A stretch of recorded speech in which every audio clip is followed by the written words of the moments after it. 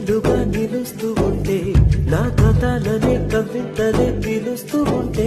ఈ వరాలుగా ఉల్లాసమే కురుస్తూ ఉంటే పెదవికి చంపా తగిలిన చోట పరవశమేదో తోడవుతుంటే పగలే అయినా గగనంలోన తారలు చే